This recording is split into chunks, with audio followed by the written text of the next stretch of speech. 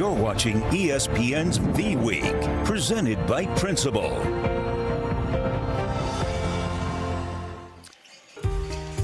Here in New York City, the holiday spirit is in evidence every which way you turn as you walk around Manhattan, both at Rockefeller Center, and you will feel the holiday spirit here inside Madison Square Garden as well. It is time for Game 2 of the Jimmy V Classic, the Gators and the Huskies, coming up. We are starting the V Foundation for Cancer Research. And its motto is, don't give up, don't ever give up. This last surgery has been so draining on both of us. See you soon, buddy. We were in the doctor's office and he showed us the picture of the mass in my brain. People don't make it through one brain surgery. She's had 4 of them. Given half the chance to live it up, take that hope and multiply it. That's research. That's millions and millions of dollars going into how do we cure this. It may not save my life. It may save someone you love. My dad would be so thankful for all of the lives that have been saved. We'll make this moment last forever. Whoa, you're stronger than you know.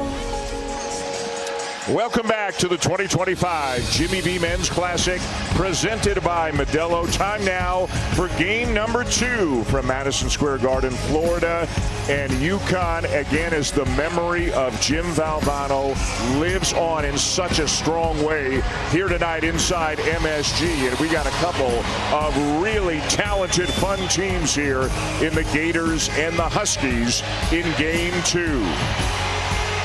Earlier tonight, what a game, what a finish. Robert Wright III with the buzzer beater, the game-winning 3, an enormous second half for A.J. Debonsa, and BYU beats Clemson 67-64. Hi again, everybody. Wow, has this been fun. The basketball is always fun, but again, the most important thing, the legacy, the memory of Jim Valvano, the V Foundation, and all the money being raised tonight to fight cancer. The most important night of our season for ESPN, the support of the V Foundation. And remember, 100% of the dollars that you donate to the V Foundation, and if you can give, we hope you do, 100% of those dollars go directly to cancer research. V.org/donate. It's as simple as that. Now, game 2, UConn.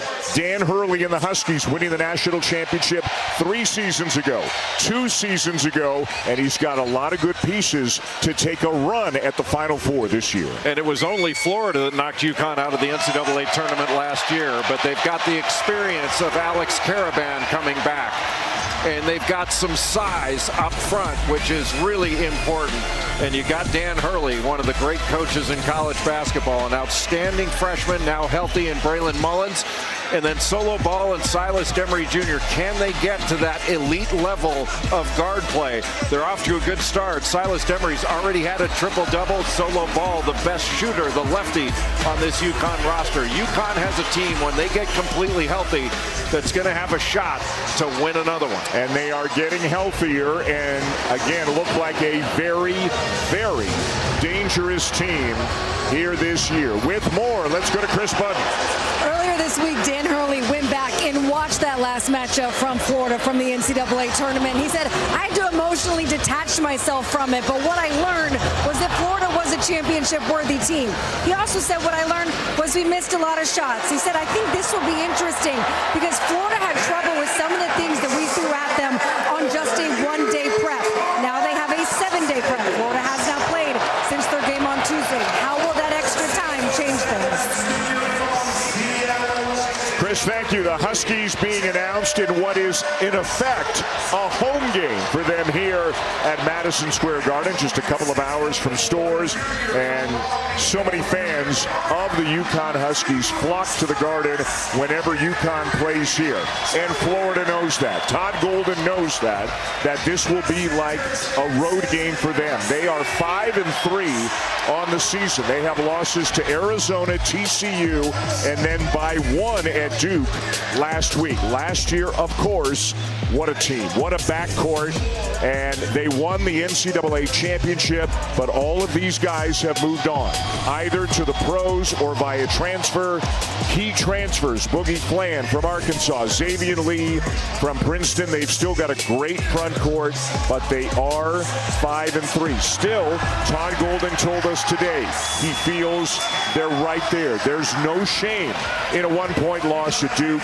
He feels they're good, getting better. He will learn even more about his team here tonight. Well, Florida has not played anywhere near their best. They've got more in them, but this is arguably the best front court in America, led by Thomas Houck, who's having a spectacular year.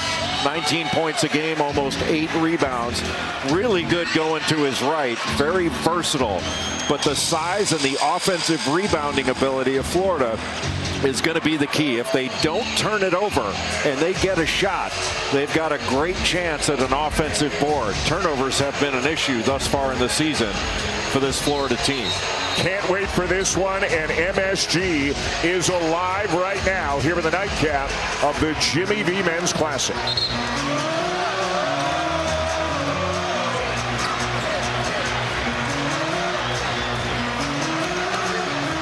And you saw Terrace Reed Jr., who has been out with an ankle injury, is back in there.